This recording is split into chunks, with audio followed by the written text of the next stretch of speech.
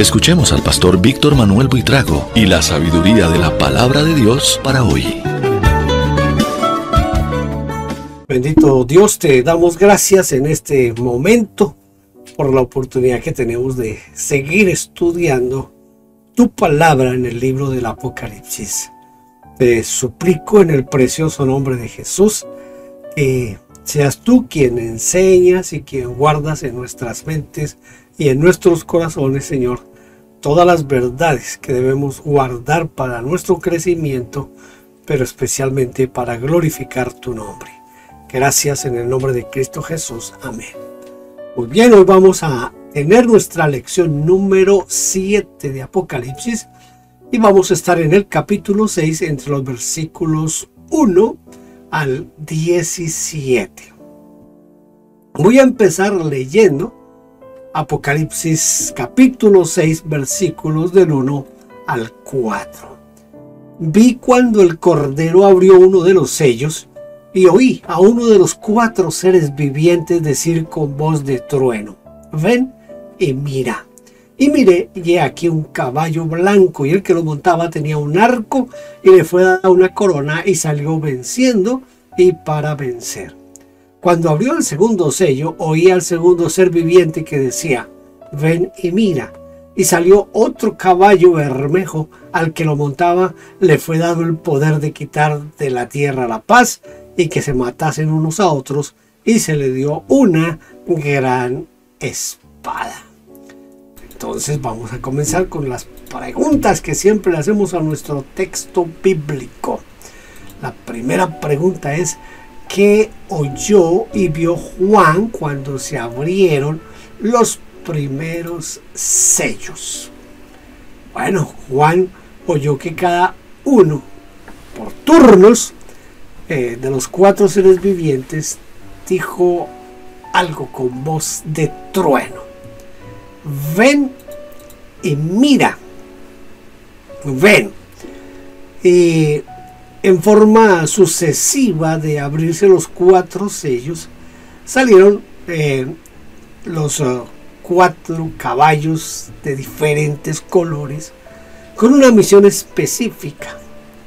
El profeta Zacarías también tuvo una visión muy parecida, una visión semejante. Y cuando preguntó: Señor mío, ¿qué es esto?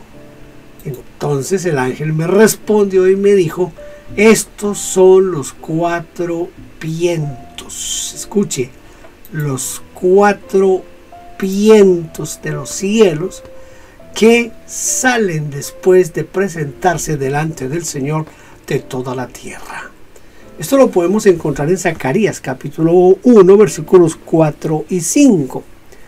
Algunos interpretan que estos 4 caballos o vientos del Apocalipsis representan las fuerzas que destruirán al imperio romano que estaba en ese tiempo persiguiendo y matando a los cristianos. Si los sellos no se desataban, los culpables de tanto daño quedarían impunes. No habría castigo, aquí no ha pasado nada. Entonces ahí tenemos el pequeño problema. ¿Qué podría representar el caballo blanco? El caballo blanco, desde la antigüedad de tiempos inmemoriales, es el símbolo de los conquistadores. Por ejemplo, Napoleón, San Martín, Bolívar y otros muchos usaban caballos blancos. Así como el jinete llevaba un arco, se piensa que se trata de los partos, quienes utilizaban preferentemente esta arma y fueron temibles enemigos de Roma. Y al salir este jinete, se le dio una corona indicando que recibiría un reino. Dice aquí Apocalipsis, porque salió venciendo y para vencer. Quiero aquí como adentrarme un poquito en lo que serían algunas de las interpretaciones de la escatología. Algunos han dicho que este caballo blanco, por ser blanco, se lo atribuyen a que es el Señor Jesucristo, pero no es el Señor Jesucristo. La interpretación más cercana a lo que está por venir es que este caballo blanco es el anticristo. Escuchen, el anticristo. No es Cristo, es el anticristo. ¿Y por qué podemos afirmar que es el anticristo? Es el anticristo porque se le ha dado una corona, es decir, se le va a dar autoridad, poder, y sale para reinar, vencer y reinar, lo que va a ser el anticristo cuando comience el periodo de la tribulación. Entonces, esto es importante. Bueno, desde mi punto de vista es importante. Aquí estoy buscando como una interpretación un poquito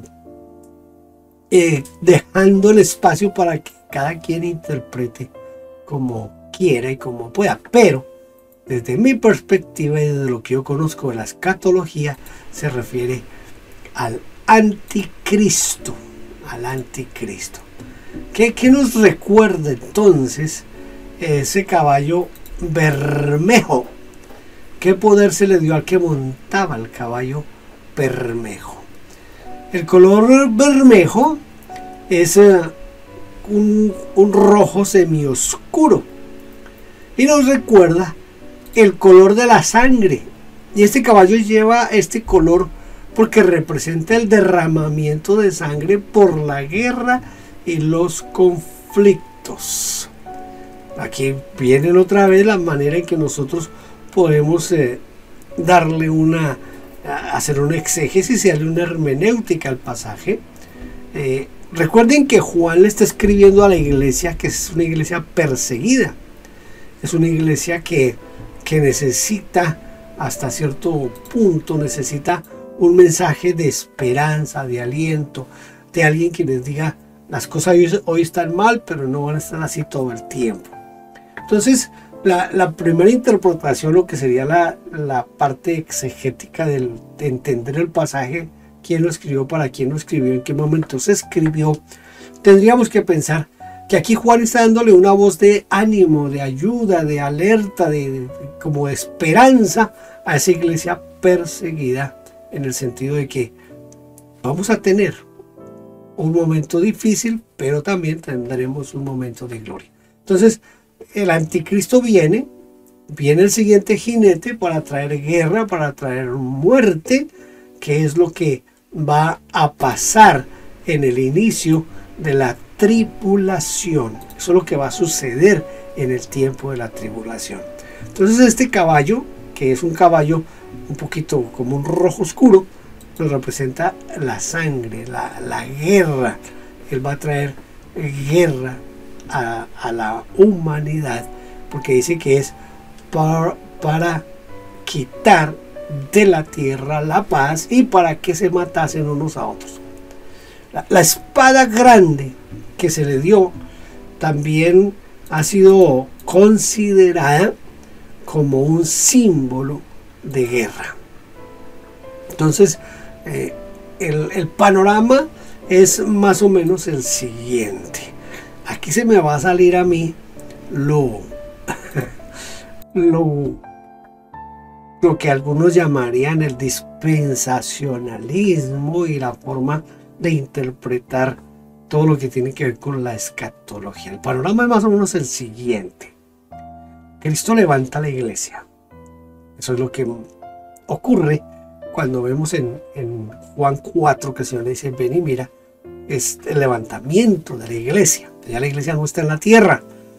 Hay un caos, y es un caos normal en el sentido de que se desaparecen millones y millones de personas. Eso tiene que causar algún impacto en la sociedad, en la humanidad. Hay una confusión, cada quien va a dar explicaciones. Algunos dicen que los famosos archivos desclasificados de los Estados Unidos en estos años, estoy grabando este programa en el año 2023, y están recién desclasificando algunos archivos relacionados a los ovnis y a la vida extraterrestre, algunos escatólogos dicen que es una forma de comenzar a preparar una explicación para la desaparición de millones y millones de personas cuando Cristo levante la iglesia. Entonces va a haber un tiempo de caos. Tiene que aparecer alguien que diga, oiga, venga, yo les tengo la solución, tengo la forma en que salgamos de este caos. Y es cuando el mundo se decide por el anticristo. Él no es en ese momento, no se va a presentar como el anticristo, no, yo soy el diablo personificado. No. Él se presenta como la solución a los conflictos, a los problemas de la humanidad en ese momento. Pero va a llegar un momento en el que se acaba esa paz que él relativamente ofrece. Recuerde que la Biblia dice, cuando digan paz y seguridad, vendrá sobre ellos destrucción repentina. Entonces aquí está este caballo que viene a mostrarnos la sangre y la espada. Todo es símbolo de guerra, mostrando que se acaba en este momento la paz. Por lo menos una buena parte de la paz se va a acabar en ese instante. Voy a leer ahora los versículos 5 al 8. Cuando abrió el tercer sello, oí al tercer ser viviente que decía, ven y mira. Y miré, y he aquí un caballo negro, y el que lo montaba tenía una balanza en su mano. Y oí una voz de en medio de los 4 seres vivientes que decía, 2 libras de trigo por un denario, y 6 libras de cebada por un denario. Pero no dañes el aceite ni el vino. Cuando abrió el cuarto sello, oí la voz del cuarto ser viviente que decía, ven y mira. Miré, y he aquí un caballo amarillo, y el que lo montaba tenía por nombre Muerte, y el Hades le seguía, y le fue dada potestad sobre la 4ª parte de la tierra, para matar con espada, con hambre, con mortandad y con las fieras de la tierra. Esta es una parte bien de la parte del Apocalipsis. Esto es como cuando comienza ya lo difícil, lo escabroso, lo que casi nadie quiere mencionar, y menos en este tiempo en el que la iglesia está esperando que todo sea sacar el campeón que hay en nosotros. ¿Qué puede representar ese caballo negro? El caballo negro representa el hambre. El que lo montaba llevaba una balanza en la mano para indicar desequilibrio económico. Miren, tenemos que pensar un poco también en la frase que se utiliza aquí. 2 libras de trigo por un denario y 6 libras de cebada por un denario, pero no dañes el aceite y el vino. Esta expresión indicaba una gran inflación, porque un denario representaba el salario de un día de trabajo, y con un denario se podría comprar hasta 16 libras de trigo en ese tiempo.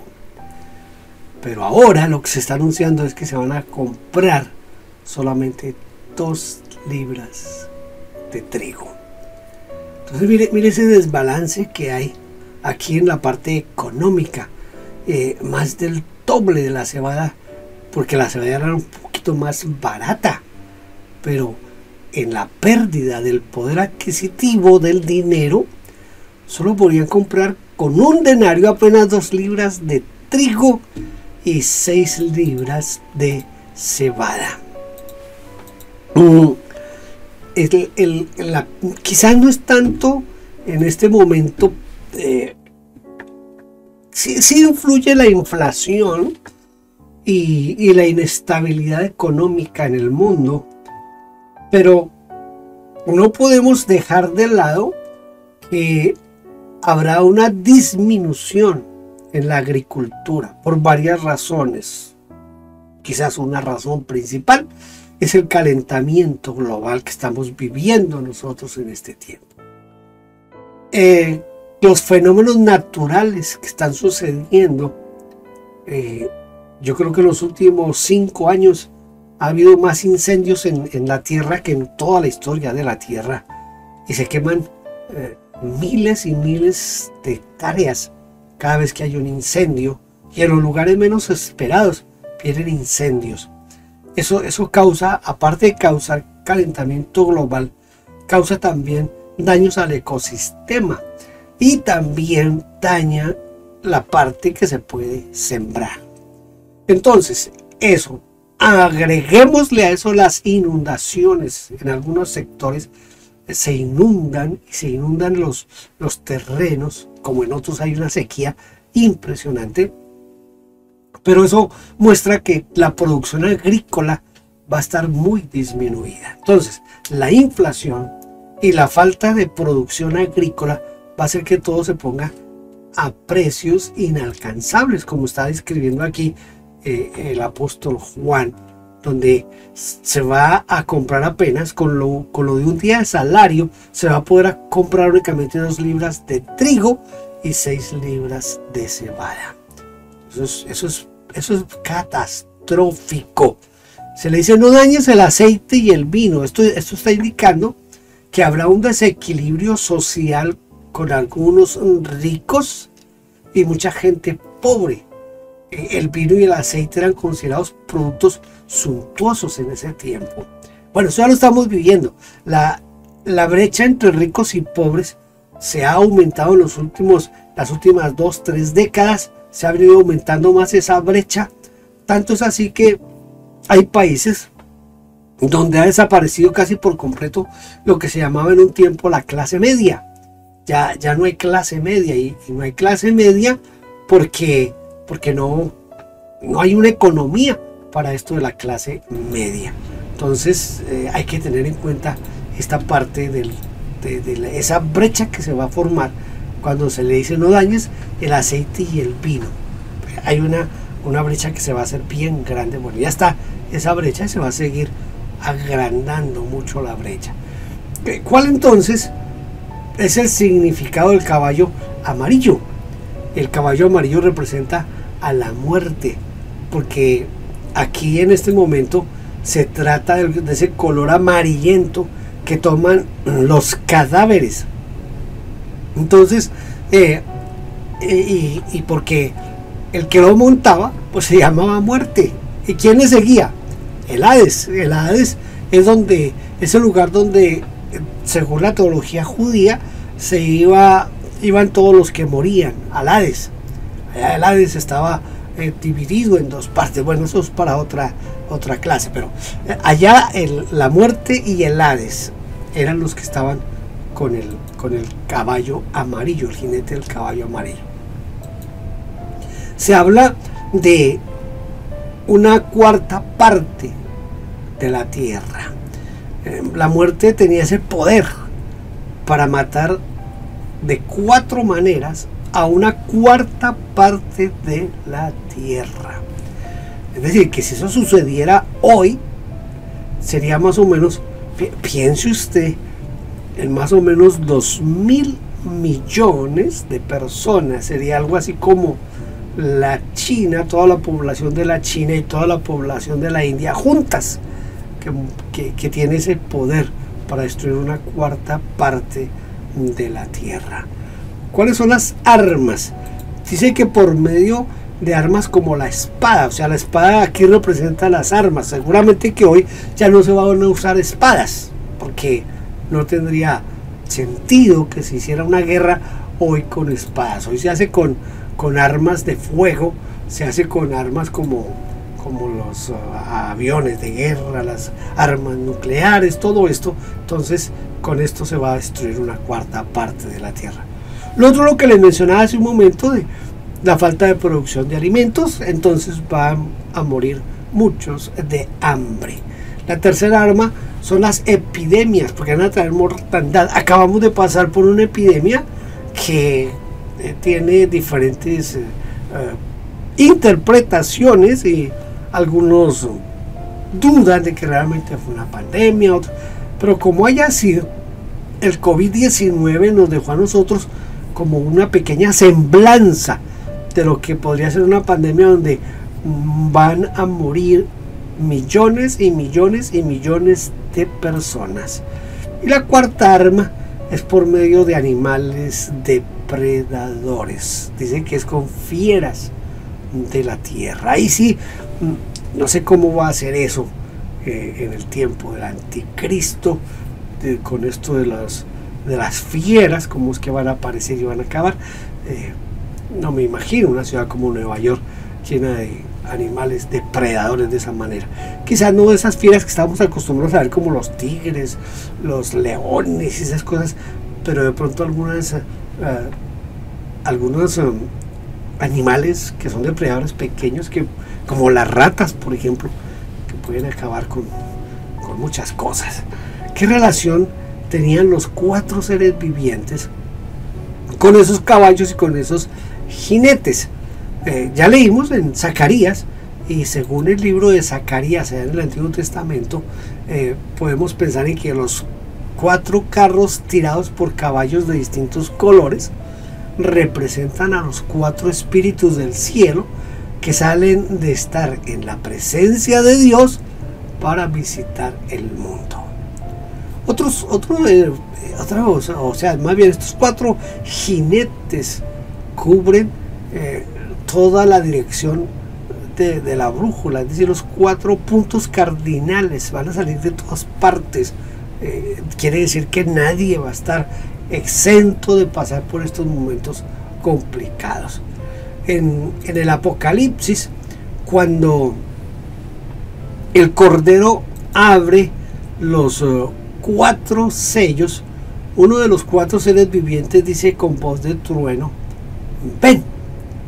Los jinetes responden al llamado de las 4 poderosas criaturas, indicando ese poder que ellas poseen, que ellas tienen. Entonces, cada uno de los jinetes y sus caballos simboliza diferentes acontecimientos que van a ocurrir al final de los tiempos. Hoy se estudia todo lo que está pasando y se trata de ir como comparando con lo que la Biblia nos va diciendo, y sin llegar a ser demasiado estrictos en esto, pero sí pareciera que estamos en los últimos tiempos y que esto del anticristo, de la tribulación y todo esto está más cerca de lo que nosotros podemos pensar. ¿Por qué? Por todo lo que estamos viendo. Todo lo que estamos viendo es como esa preparación para el anticristo. Yo leí un libro en los años 70 que se llamaba El funeral del dólar. Creo que el autor se llamaba Cantillon. Escuche, fue en los 70, hace ya muchos años. Y el autor de El funeral del dólar lo que predecía con su libro era la desaparición del papel moneda, de la moneda circulante. Para su visión en ese tiempo, él lo relacionaba más con las tarjetas de crédito que con cualquier otra cosa. Pero usted y yo sabemos hoy que hoy ni siquiera se necesita una tarjeta de crédito para hacer transacciones económicas. Todos tenemos acceso al banco, y el banco ha progresado tanto que ahora nosotros en la práctica no necesitamos llevar dinero en efectivo en nuestra billetera, porque tenemos una tarjeta débito, tenemos una tarjeta crédito, tenemos un celular donde en el celular manejamos todas las transacciones económicas a las que podamos tener acceso. Es decir, lo que decía Cantillon en los años 70 con El funeral del dólar, mostrando cómo todo eso era preparación para el anticristo, todo se quedó cortito en relación a lo que estamos viviendo hoy. Pero todo esto es parte de esa preparación para el anticristo. Voy a leer ahora los versículos 9, 10 y 11. Cuando abrió el 5.º sello, Vi bajo el altar las almas de los que habían sido muertos por causa de la palabra de Dios y por el testimonio que tenían. Y clamaban a gran voz diciendo: ¿hasta cuándo, Señor santo y verdadero, no juzgas y vengas nuestra sangre en los que moran en la tierra? Y se les dieron vestiduras blancas, y se les dijo que descansasen todavía un poco de tiempo hasta que se completara el número de sus consiervos y sus hermanos, que también debían de ser muertos, o habían de ser muertos como ellos. Entonces, ¿quiénes eran los que estaban ahí debajo del altar y qué era lo que estaban reclamando? Bajo el altar estaban las almas de los degollados a causa de la palabra de Dios, dice la Biblia de Jerusalén. Es decir, los mártires. La Nueva Biblia Española traduce: cuando soltó el quinto sello, vi al pie del altar con vida a los asesinados por proclamar la palabra de Dios.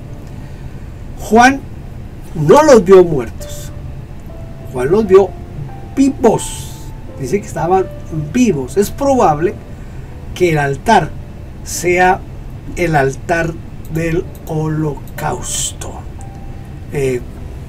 Ese altar que se utilizó en el Antiguo Testamento, que se utilizaba para los sacrificios diarios. Al día se sacrificaban no sé cuántos animales, eran muchos animales que se sacrificaban allí en el altar del sacrificio. Entonces es posible que se refiera a ese altar que fue construido por Moisés por orden de Dios. Usted lo puede encontrar en 2 o 3 libros de la Biblia, registrado esta parte, en Éxodo, en Números y en Levítico. Va a encontrar cómo se construyó todo y qué significaba cada cosa y para qué era cada cosa. De manera tal que ese altar que levantó Moisés sería una réplica del modelo que hay en el cielo, e incluía también el altar del holocausto que vio Juan. Es decir, las almas que allí estaban reclamaban justicia y preguntaron hasta cuándo debían seguir esperando.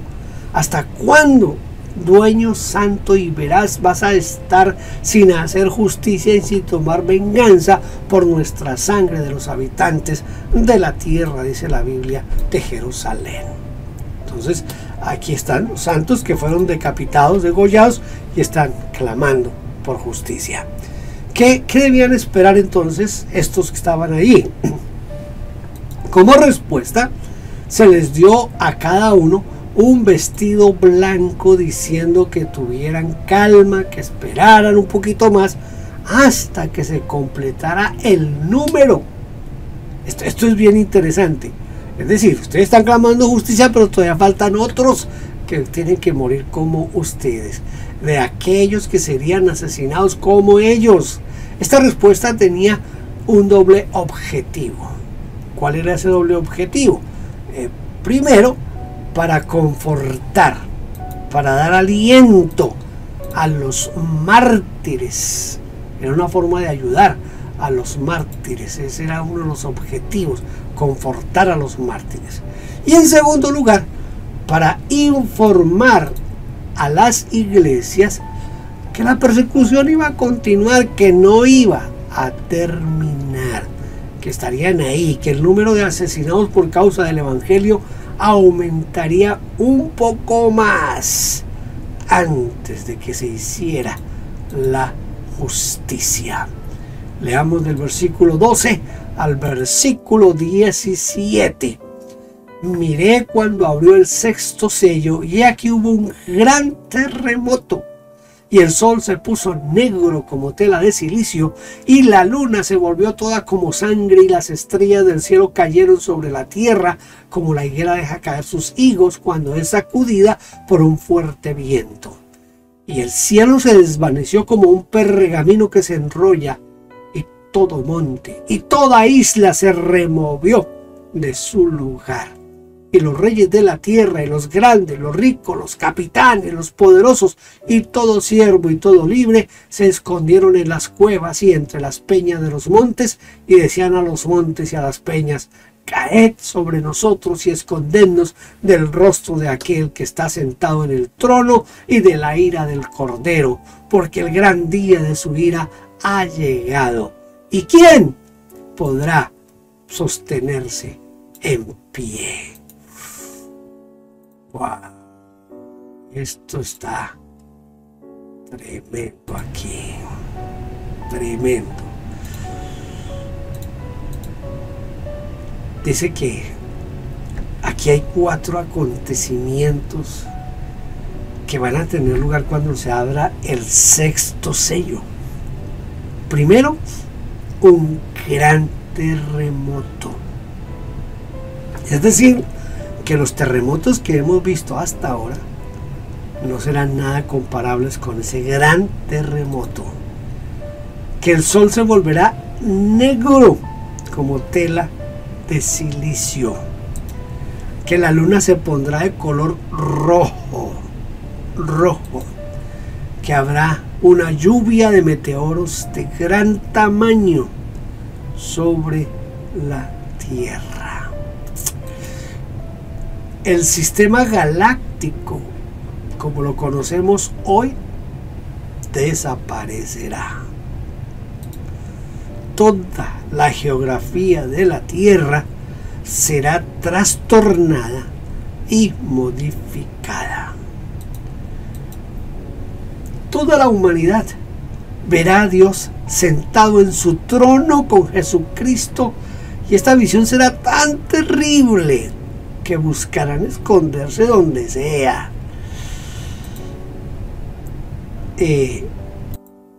La gente a veces, bueno, los que no leen la Biblia, pues en cierta manera se les permite que piensen así, pero los que leemos la Biblia,